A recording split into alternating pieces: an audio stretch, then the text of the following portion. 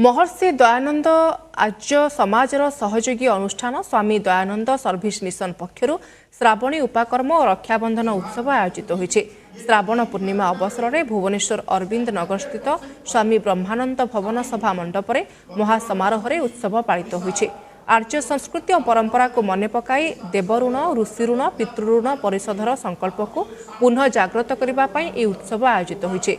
श्रावणी उपाकर्म पर्व एक वैदिक पर्व।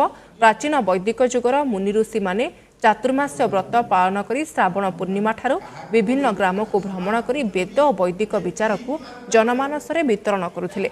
कार्यक्रम को परिचालना करथिले मिशन अध्यक्ष डॉक्टर आर्य कुमार ज्ञानेन्द्र। उपाकर्म दीर्घ 2 मास धरी जो चातुर्मास्या व्रत जो सन्यासी माने ब्रह्मचारी माने पालन करुथांती आश्रम रे से माने आजी तांकर कर्तव्य आरंभ करने प्रथमे नूतन यज्ञोपवीत नेबे तापरे यज्ञ आउ हवन कार्य सारी ग्राम को आउ जनपद मान को जीवे जाइकी सेठी वेदर वार्ता जे आमर परंपरा आम संस्कृति ये वार्ता को पहुँचेवा ये हूँ आज उत्सव।